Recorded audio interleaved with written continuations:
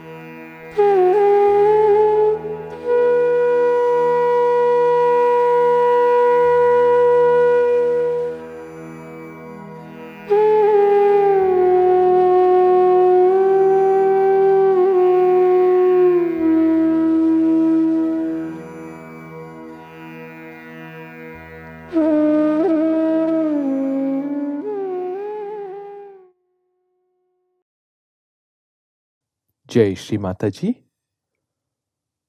आज उपस्थित सभी विश्व के सभी सहयोगियों भाई बहनों को आज के इस सुबह के ध्यान सत्र में हार्दिक स्वागत है। श्री माताजी को प्रणाम करके हम सामूहिक बंधन लेते हैं।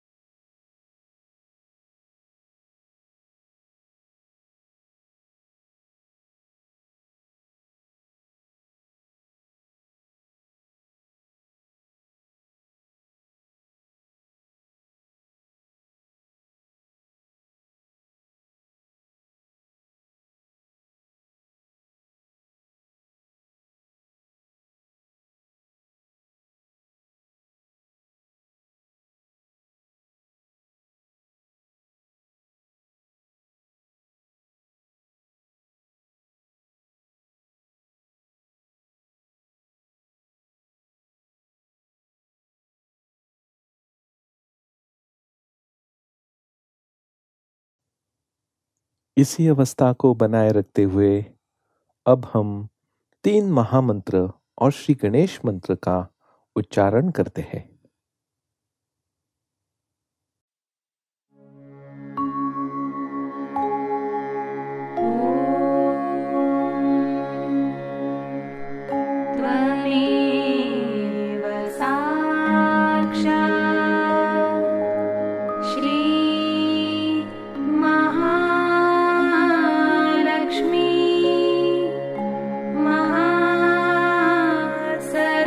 सरस्वती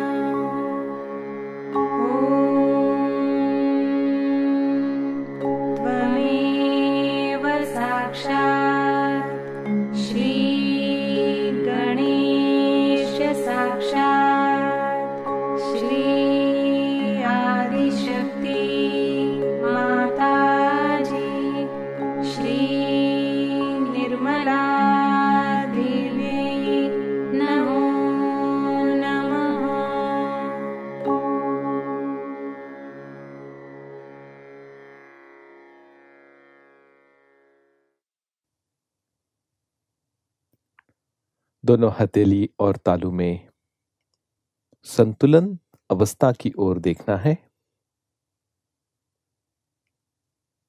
राइट हैंड तालू के ऊपर रखते हुए सहस्त्रार खुलने का अनुभव देखिए।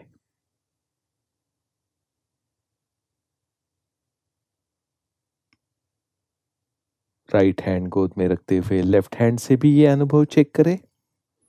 लेफ्ट हैंड तालू के 2 इंच ऊपर सहस्रार चक्र की अनुभूति और हथेली में बहने वाला चैतन्य को देखिए।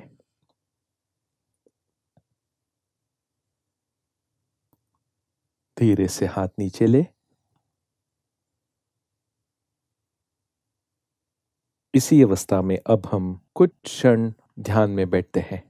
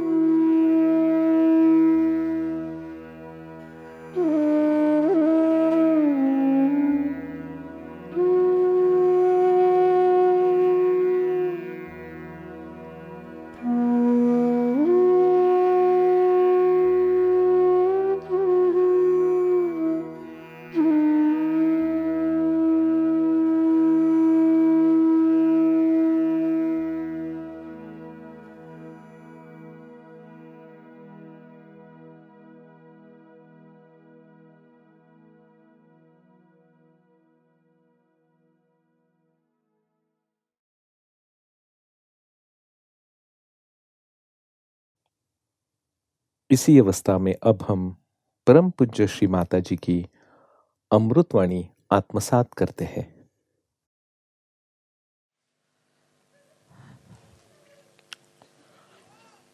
Today we have gathered here to do Shri Ganesha Puja.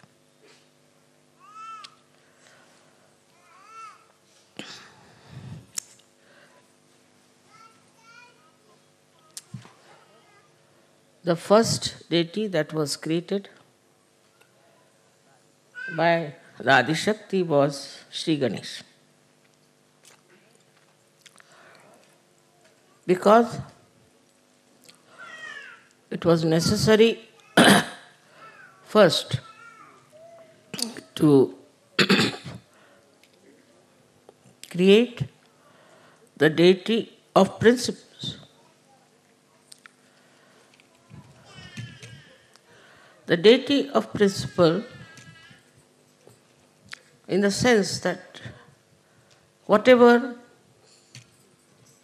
is created, whatever is there, as called bhava, whatever has been so far created, up to human level, everything had to be through the implanted mechanism of energy. Otherwise, nothing could have been created.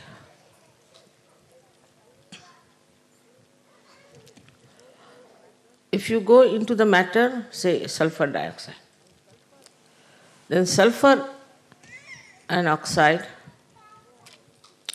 go on deep into it till you reach the state when it is a molecule.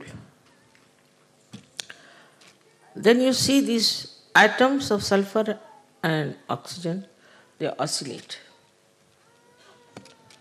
They oscillate with a frequency. There are 3 types of frequencies they use.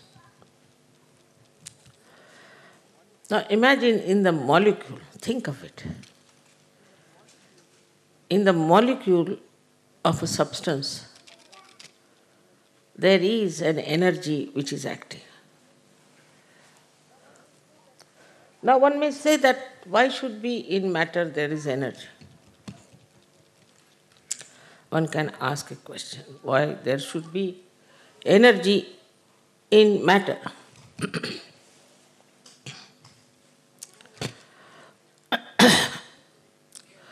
If there was no energy in the matter, how can you have all chemical compounds? Who pushes them? Say you have sodium chloride. Sodium and chloride are attached to each other. But if the chloride has to go to some other atom, then who does that? There has to be some energy which is absolutely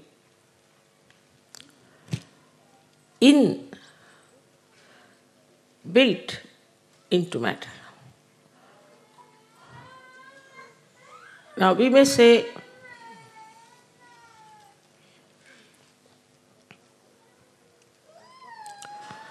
that what about water? You know water has energy. That's how we have hydrostatics. Even coal, even stones, all of them have got energy within themselves. And it is all controlled by the principle of Shri Ganesha. So though he is such a small, tiny little child, how great is his work and how much he has to work out. Now from matter you move, say, to living plants, then to animals, then to human beings. And everywhere his energy works. at the level of matter, they might call it electromagnetic. But potentially, it is the energy of Sri Ganesh, which is electromagnetic at that point. Then it starts evolving, growing. That's how we have different stratas of energies that we see in different growth of the evolution.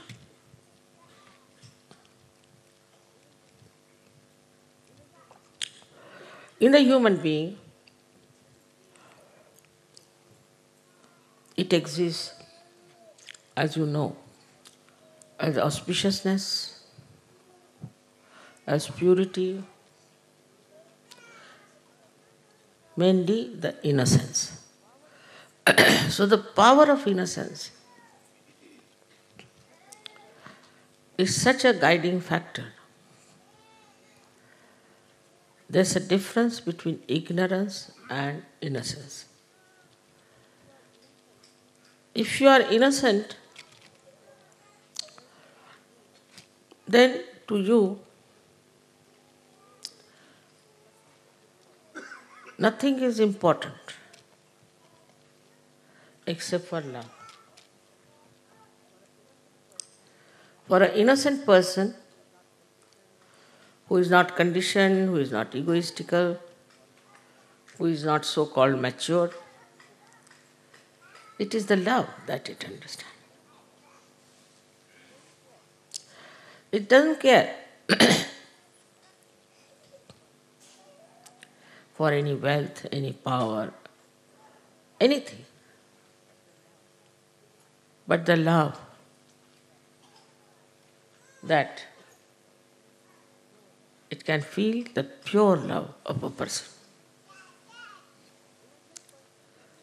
Innocent person has no understanding of gaining anything out of the love he receives or he gives.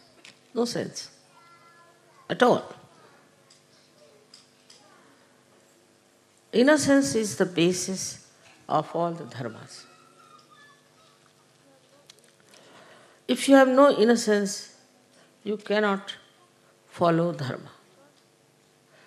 Because if you are dharmic, it is maybe a mental attitude, maybe egoistical, maybe because you are born in a religion, because somebody has told you about it. It's going to be very superficial. Unless and until it is embedded in the quality of innocence, dharma has no meaning. In that state, you are dharmic. You are beyond any thinking about it, of any deductions about it, but you are dharmic. You cannot be a dharmic. You cannot be. As if the manifestation of innocence is morality. Once Sri Ganesha is awakened, I hope he has been awakened in all of you. And if you respect him, just respect him, then automatically you develop a sense of morality. I don't have to tell you. I don't have to explain to you. You just become moral. People who have seen you are quite amazed and said that, how is it that their eyes are fixed, so innocent, without any lust and greed? Is the light of Sri Ganesha from the back agya, front agya, is Jesus Christ, who is the manifestation of Sri Ganesha.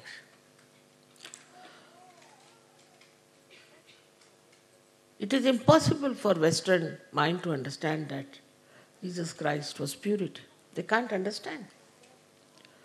And they have criticized him and said horrible things against. Somehow he is forgiving them. But one thing about Sri Ganesha is that he worships his mother. Motherhood is very important. Motherhood in the women, motherhood in the father, and also in the children, has to be accepted as the mainstay of family life and society.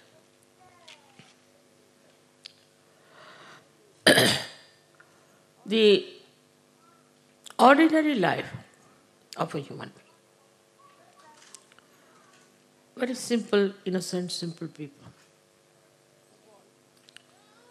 revolves around the mother. It revolves. But the mothers have to be mothers. As Sri Ganesha is so much surrendered to his mother, and who is his mother is Adishakti. He does not know anybody else, just knows his mother.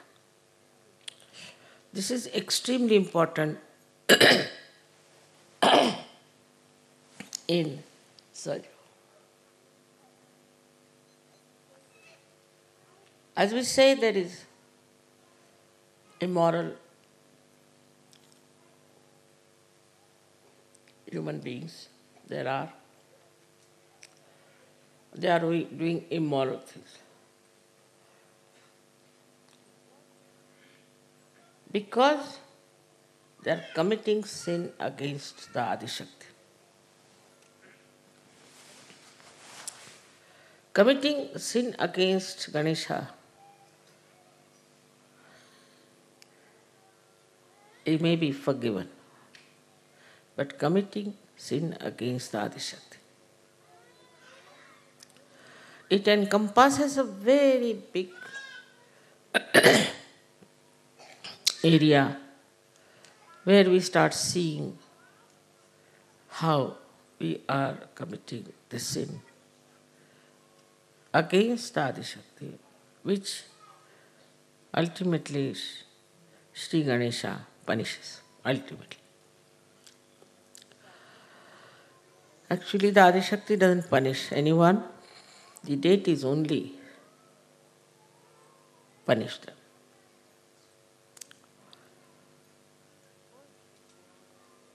First and foremost thing that is to be understood, that innocence should be respected.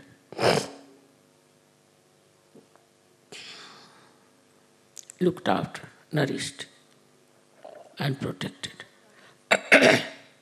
That's why I'm very particular about the children. Children should not be exposed to the public. We should not try to make photographs out of our children and expose them in the newspaper or give them for advertisement or anything like that. It's a very wrong idea to expose your children.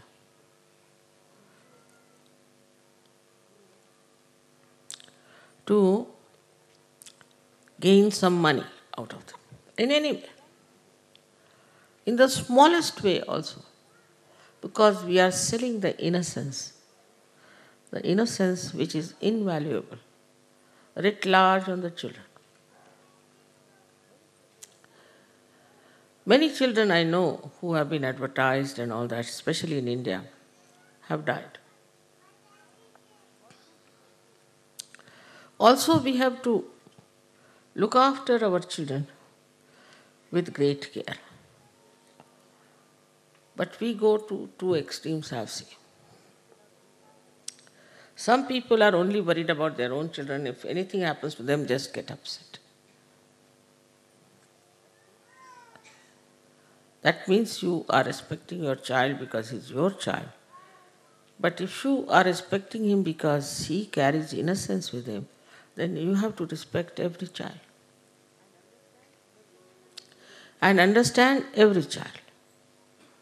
What they talk, what they say, how they behave. Luckily, you all have got children now who are born realized. It's such a great thing, such a blessing. So on one side, we have to see how innocent they are and how they talk. I'll give you an example. This Wolfgang was very serious. And his wife told me that we were taking him to the hospital. So his daughter says, "Why are you taking him to the hospital? There are no surjogis there. How will they correct his chakras?" Innocently said the correct thing. And they couldn't do. Doctors didn't do anything. I had to cure him. Take him to mother. Why are you taking him to the hospital? They see the right point and say the right thing because they're innocent, and innocence means they have pure attention. Pure attention for anything you need. Say music, for art, for anything you have to have pure attention. And that comes through your innocence. Say a person who is an artist and who is very money oriented, say for example, a person who is doing some paintings and all that. His art cannot become eternal art, cannot. That's why we see in modern times whatever art is created, it just comes and goes, it has no eternal value. Same with the modern music that they are having. The same thing is happening, it comes and goes, and no one knows where it has disappeared. Behind it is money orientation. And that money orientation results into a kind of a creation which is not perfect. All creations which were dedicated to God in the olden times are being today very much respected, and people pay a lot of money for that. Maybe at that time the artist must have suffered. But they understood, innocent artists understood very much that if we have to express, we must truthfully do it, not to please the people, not to please anyone, but to please God. As you know that Michelangelo had a big fight with this Pope here because he couldn't tolerate nonsense that was coming from the Pope. All the artists always have been fighting, real artists. So this innocence also gives you a power of self-understanding. You know where you stand. A person who is innocent knows very well that he is standing on the pedestal of virtues. He should not give in to all kinds of nonsensical things which are very popular, maybe fashionable, maybe accepted. For what? For what are we going to sacrifice our innocence? What is our gain? Maybe some people are too brilliant and they may try to show off with their brilliance for a short time, but they don't remain in the eternal history. They go as egoistical people or as very dishonest people. Nobody respects them. So there is a big attack on the innocence of people. Big attack. First it comes from children. As you see this nonsense that is going on, which we hear about, I can't even understand why they do it. They do it on children, these funny attacks of abusers, is just because they want to kill the innocence. Perhaps those who do it have no innocence in them, and they don't want the children to have any innocence left in them. Otherwise, in India is something we can't understand, really, we can't understand. But it is becoming much more prevalent, much more fashionable now, because there is definitely an attack on innocence. Not only on children, but even on people who are innocent. Because those who have deliberations in criminality, in all kinds of sinful act, will never, never try to protect innocence, never. Because the juxtaposition is there. They are doing something which they think is the best. I don't know if they think that way, but I don't know what justifies their behavior like this, is to attack the innocence of children. In so many ways you will find this innocence is being attacked. If your children are doing well, if they are studying well, somebody might try to catch hold of them. If some person they find is an innocent person, they will try to put him into trouble. The innocence is itself is such a power that it challenges the hatred, the abusive nature of people. First of all, we should see that how our conditioning takes over our innocence. It makes you extremely ritualistic. Even in Sahajayoga I have seen, I have heard also, that people are extremely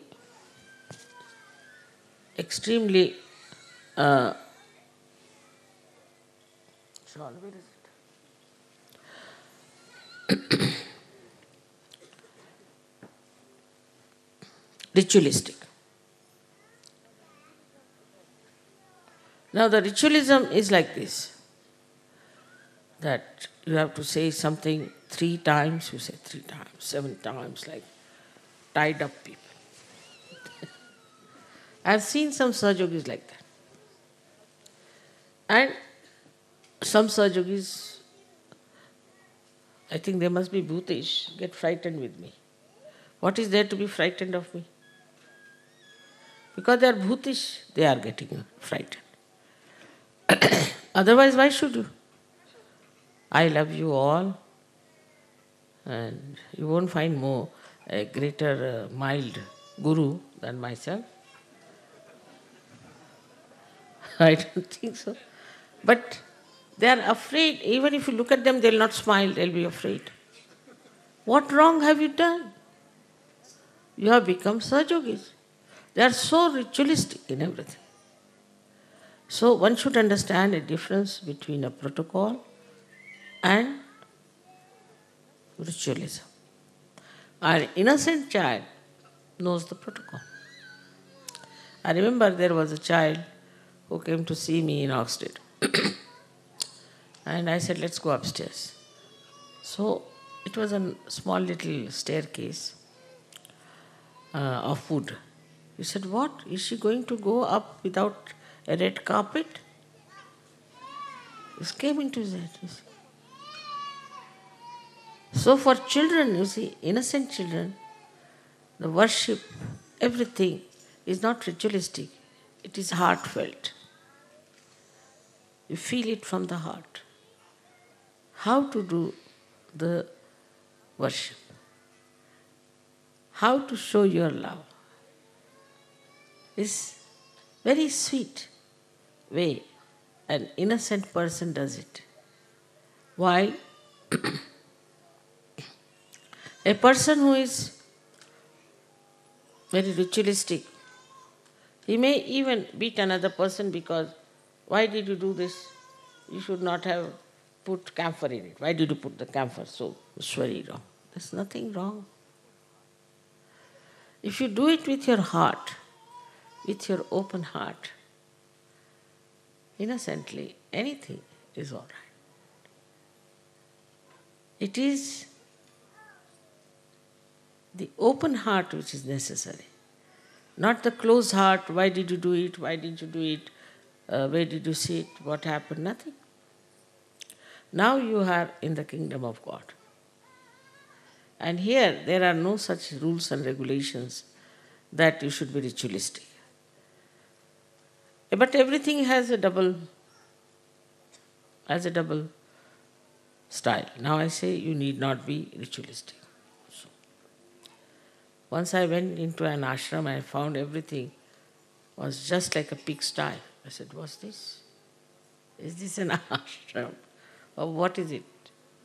So they said, Mother, you told us that you have to be innocent and you don't have to be ritualistic. So we thought, throw all the things wherever you feel like, what is there to be ritualistic? It's a very common thing with all the ashrama people, leaders tell me that Sahajogis have no sense at all of looking after the cleanliness of the ashram. They are least bothered. If it is their house, they look after. But if it is an ashram, they do not. It's very surprising. And I have seen, or I have heard, that the ashrams of bhutish and false gurus are absolutely spick and span. Really. It's very surprising. And even here in Cabella, people were telling me that they are living like animals. I said, animals are innocent, you know.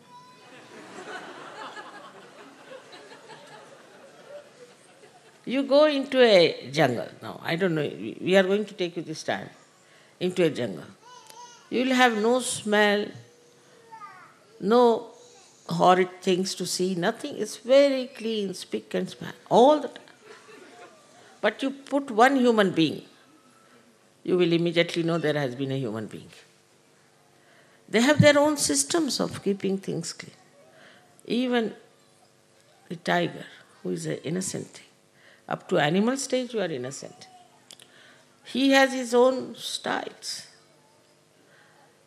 I don't know if you know about a tiger or not, but a tiger will kill an animal because he has to eat after all.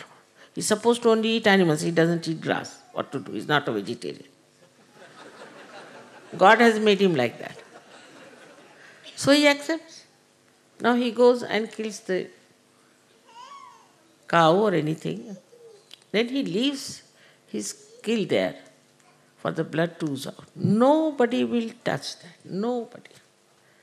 Because he is really the king. Not out of fear, but a protocol. Then next day he goes, he eats, then his family eats and all that, and finished for the whole month. They come out.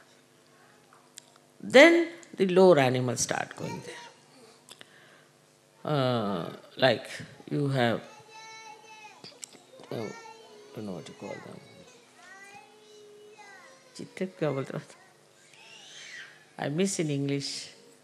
I don't know if they have leopards. Leopards and all these animals come out. And they start eating. Then even lower and lower till the birds. Still the crow, they stay back. Last are crows. Can you imagine? Such a system there. They go all the way from Siberia to Australia. How do they manage? Think of it. What gives them direction is innocence.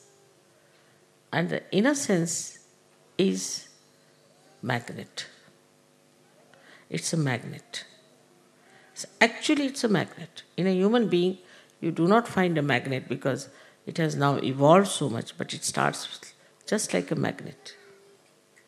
So they know which is north, which is south, east and west. Even a little bee, you find. and put a mark on it. It goes to the place from where it has come. How does it find its own way? Is the innocence is like a magnet, acts like a magnet. Even in the fishes. Just imagine how fishes have direction. We don't have. Human beings can be lost. Many times I am lost with so many drivers I've had.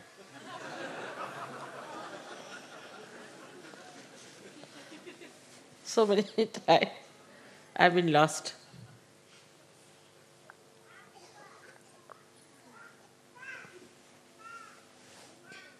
But animals never. If you take a dog and you don't want the dog, you leave him about, say, 50 miles away, he'll come back. How does he find the way? So, their qualities which are built in within them through their innocence are actually the qualities of electromagnetic force and also pranava.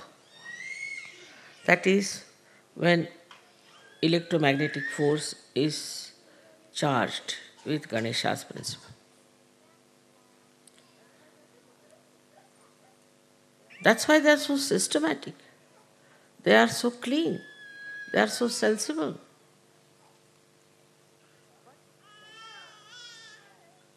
But they are not ritualistic. They are not ritualistic. Whatever God has given them, they have accepted, they are bound by that. They are bound and they live with that boundary. Even if you go up to the stage of animals which live with human beings, they too are very affectionate. They just want love, nothing else. See, one day if you do not care for your dog, he will just not eat his food. Not eat his food. You wouldn't care for the food. It is so remarkable, even I have seen among children, how they just want love. They don't accept anything else but love. But as soon as they start growing up, you see, especially in a materialistic world, then the whole materialism comes. So the second way we kill our children's innocence is putting materialistic ideas into their heads. Of course, the media is there, which is selling nowadays a teddy bear which has a birthday. Teddy bear has a birthday. Can you imagine? So everybody is buying teddy bear with a birthday. Because the parents don't want to be in the company of children. So they get some sort of a toys, this, that. One or two is all right. I put them with the toys, with the television on, now sit down. Children start becoming naturally materialistic.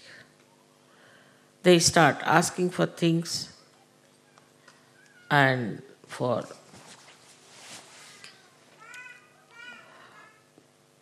demands of such kind that sometimes one is surprised.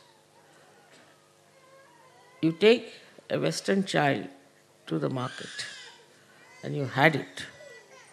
But you take Indian children, they'll never take anything. Really, it's so difficult to make them, at least I have seen my own grandchildren and other.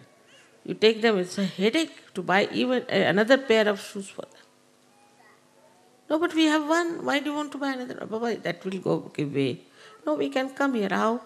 We can come in the car or else we can walk. But you will have no shoes, nothing. One is all right. Why to have two? You give them money, they'll buy one small little thing and come. You see, it is the whole tradition of materialism which has brought this innocence to a stop. Then a child starts growing in the same materialistic way. He starts judging people like how many cars you have. See, they are so stupidly materialistic that I went to Boston and the television people asked me how many Rolls Royces you have. I said, I don't have any. They said, we are not interested, you are not in the business. This is what is now the mind of people in the West who have grown up. But even the children, today they want this, tomorrow they want that. All the time there's a competition for materialistic things. Asking for this, asking for that. Just imagine what a race will be there after some years when there will be just people who will be only worried about collecting things and buying things. I mean, buyers and sellers, nothing else.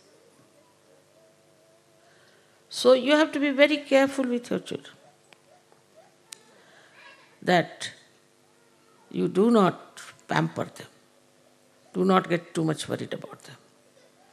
Do not keep them on materialistic level. Find out. If they are going on a materialistic level, bring them down. It's very simple to do that. And one has to work it out because we have to save our children and their innocence. Now for the other Sahajogis who are grown up and who are very mature. They are very innocent, I must say. I must admit that they are very innocent compared to the society that is around, no doubt. One has to really admire the way they have become so innocent, the way they are understanding this divine music and all that is really creditable. But still, this innocence, if it is not spread, if this innocence doesn't work out, then it will rust. You will not grow. Your IQ will be less than the others, I can tell you this. They are growing in materialism, all right. Their IQ is growing in materialism. But your IQ will not grow unless and until you spread this innocence around. Now you know how to do it. It is the power of Kundalini with the help of Sri Ganesha. He helps you at every chakra. I have written that he is the Vice Chancellor of every university where he has to stamp. He is at every point. But you have to understand that this has to spread. It has to become collective. It has to flow. So, to become that, what should we do ourselves? That we should try to organize programs. While people will be enamored by your innocence, no doubt, they'll be surprised, how are you so innocent? How can you be so nice in these modern times? No doubt about it.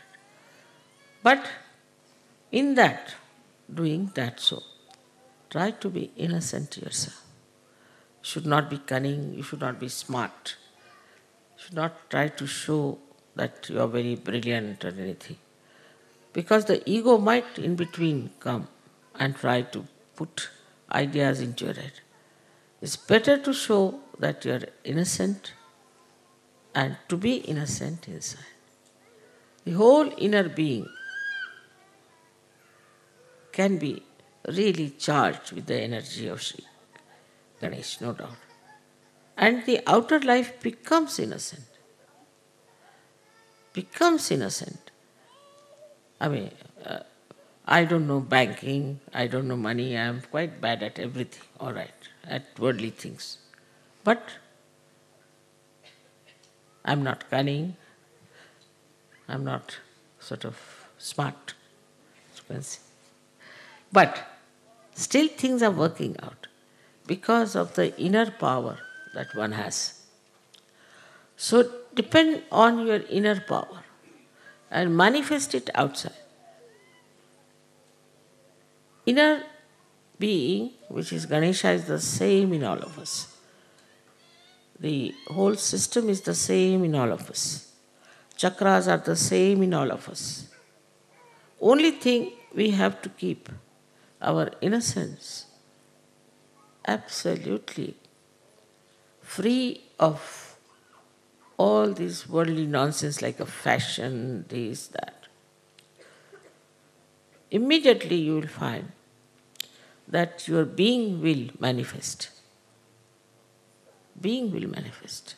Now just think of a simple thing like that. I am an Indian. And nobody knows me. But whenever I have my lecture, I have at least 5,000 to 6,000 people. How? How do they come to my lecture like that? Anywhere in the whole world, minimum. Sometimes even much more. What's so special? So when handling the people, we are Sahajogis, we are saints. We have to talk to them like saints. We have to behave like saints. And they should in no way feel that we are cunning or we are interested in something else.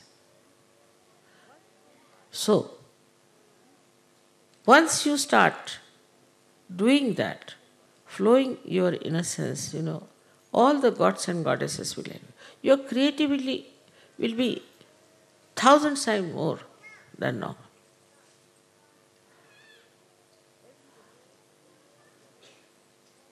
Everybody has to think how we are going to spread it. Like I was happy to know that in America, of all the places, they have got hold of the senators. Very good at it. Let us see if it works. So we have to find out all the ways and methods and all the styles which will behove a saint, not a politician or these days, of course, all the sports people are heroes. I mean, if you want to become a hero, you become a sportsman. Not like that, but like a saint. And saintliness is respected, whatever may be the situation. Whatever may be the situation.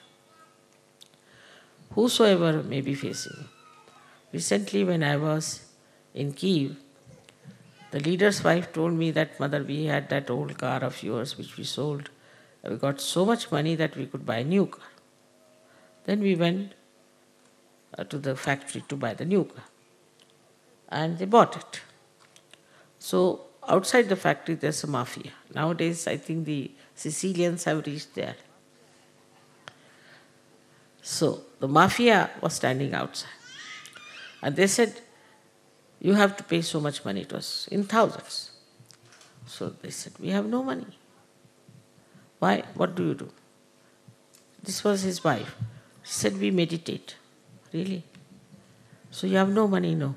What about your children? They also meditate. She so innocently she was talking to them. They said that we saw their faces melting down.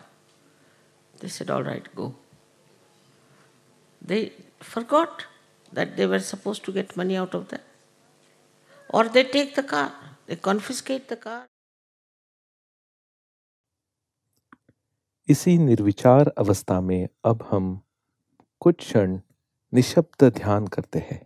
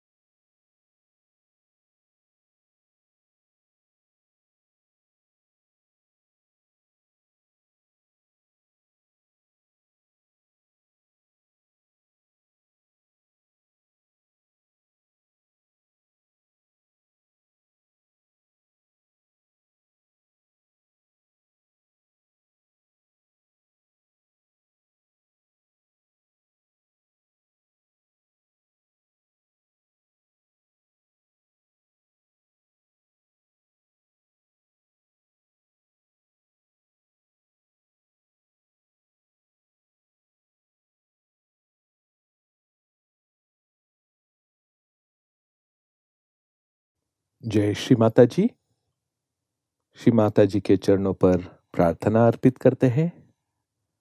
परम पूज्य श्री माता जी, कृपावंत होकर हमें श्री गणेश जैसा अबोध बनाइए। एक माँ के प्रति जो बच्चे का समर्पण होना चाहिए, ऐसा समर्पण हमें दीजिए।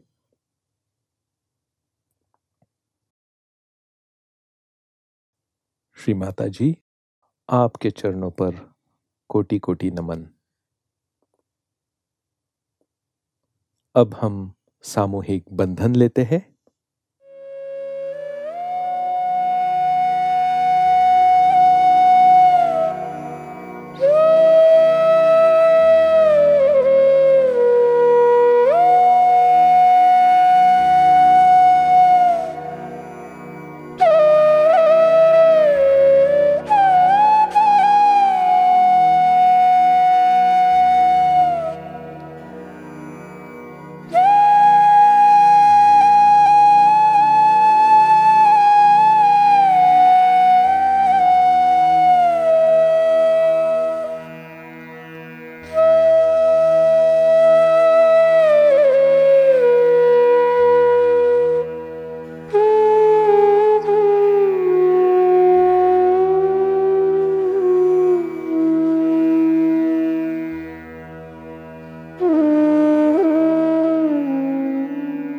आज का ध्यान सत्र यहीं पर समाप्त होता है।